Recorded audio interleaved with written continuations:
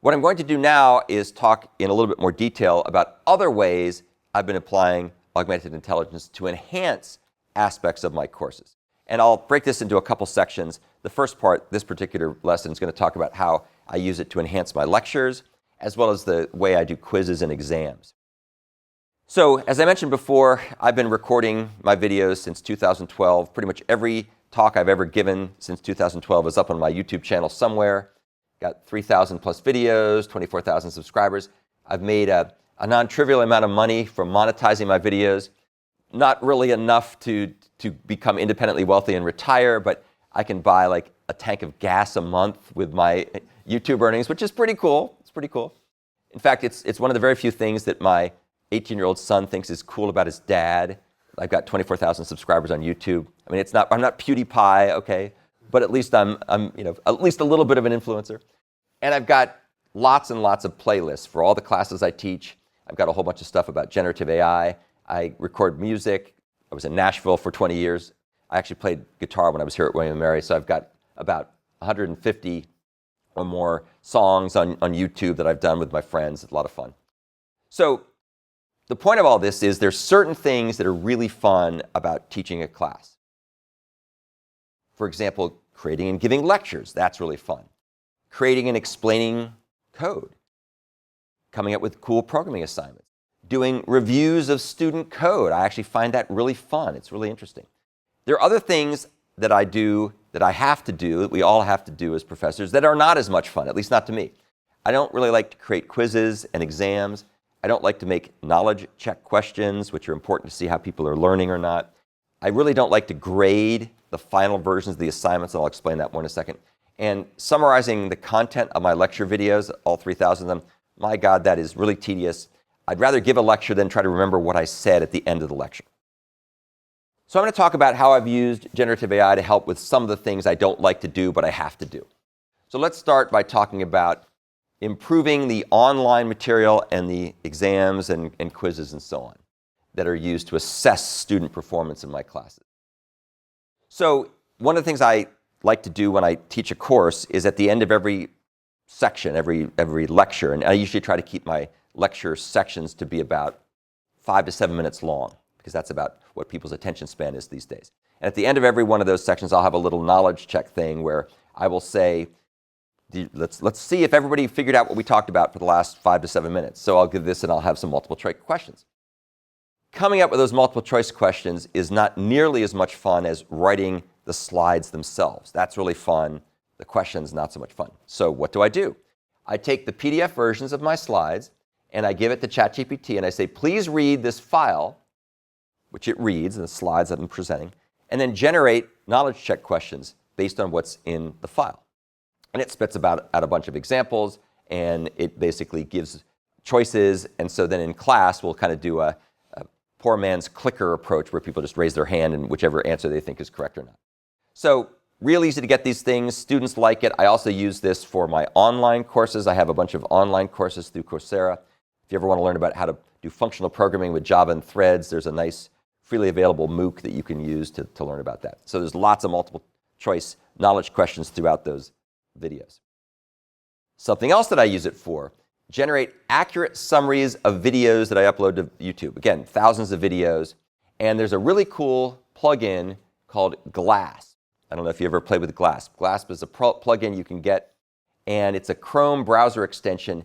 And what it does is once you install Glasp, every single video on YouTube will have this little icon, which looks like the ChatGPT logo. And when you click on that icon, it will automatically take the transcript that Google generates, throws it into one of many different models of choices of ChatGPT. There's like 7 or 8 of them now. And then it'll say, please summarize the contents of this transcript, which it does. Really good way to do several things we're going to talk about. What I typically use this for is to be able to generate my description box summaries of what was covered in the lecture. And that way I don't have to go back and go, what did I talk about for 5 to 7 minutes? Because usually I take my hour and 15-minute lecture, which is all broken up into 5 to 7 minute chunks, and I turn those into videos. And it would be a lot of work if I had to go back and rewatch everything to remember what I talked about. So this will very quickly describe what I talked about. Of course, I go through quickly and make sure it's not crazy. The good news when you use ChatGPT in this manner is it doesn't hallucinate because you're giving it the context from which to do its in-context learning, which is fantastic. So saves me a lot of time, gives me these nice descriptions, and then I typically put a link to my slides and so on.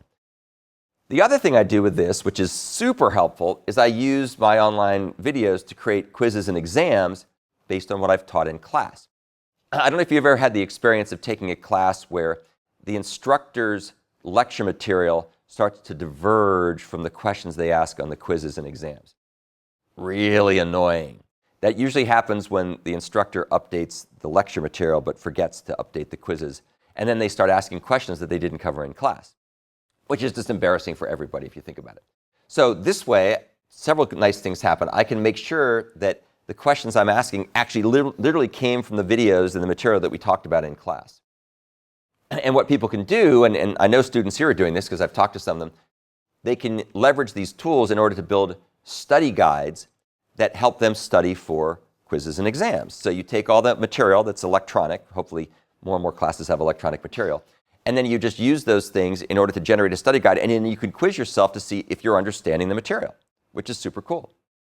The other thing you can do with this, which is also super cool and generalizes beyond programming, is you can provide no-cost, low-cost, around-the-clock tutoring and personalized learning on demand. So what I would tell my students to do when they wanted to study, I'd say, I'm going to be using these tools to figure out what questions to ask. Why don't you use these tools to go figure out if you understand what I covered in lecture? And so you can go and query yourself and have a dialogue, basically with me, if you think about it, because it's my material, and see how well you understood what we covered in class. Really, really useful. I've also found this useful for other purposes as well. So my son, I think I mentioned he's a high school senior. Last year he was taking AP English and AP History. And so when he was getting ready for the AP History and AP English exams, I said, why don't you use ChatGPT to help you study for them? And he's like, oh, Dad, I can't use it for the exam and they won't let me do that. So what's the point of using these tools? It's not realistic. It's not consistent with what we'll do. And I said, no. What you should do is go out and get practice questions for the AP History and AP English exam, which, as many of you know, are all over the place on the web. And then give yourself a chance to write the response just like you would do in the real exam, and then use ChatGPT as a reviewer, give it the persona pattern and say, please pretend you are an AP History reviewer for the AP History exam, and then give me feedback on my essay. And then you can iterate over and over and over again and get much better because you're getting feedback from someone who's very patient. I would not be able to do that 24/7, but ChatGPT is a lot more patient and has a lot more time on its hands. So these are great ways to use these tools to learn the material without cheating. There's some really excellent talks by other famous people. Sal Khan, who's the founder of the Khan Academy, he has a great talk about why AI won't destroy education, it will save it. And his point, in a nutshell, is it provides personalized learning with guardrails. And there's really cool things. We had a dean from Elon University in North Carolina. She's the dean of the Love School of Business. She came last week and gave a talk about what happens to learning when generative AI can see, hear, and speak. And her slides are available here. It was an amazing presentation. I hope that soon they'll upload her actual video of her giving the talk, because it was amazing. And she was pointing out all kinds of really interesting things that I was vaguely aware of but didn't have any evidence for. So she mentioned, for instance, people have been doing some studies very recently where they compare the productivity of an individual working on a task, a team of people working on a task, an individual using AI to work on a task, and a team of people working together on a task with AI. And lo and behold, what they found, which really isn't that surprising if you're facile with this stuff, is that an individual with AI can outproduce or be more productive than a team of people. That's really no surprise. But a team of people using AI are even more productive. And this is really groundbreaking and revolutionary for all kinds of aspects of education. And we here at William & Mary and elsewhere would be well advised to pay attention to these trends, because the traditional way of teaching and learning is not scaling up as well as people who know how to use these tools. So I think that's just worth being aware of.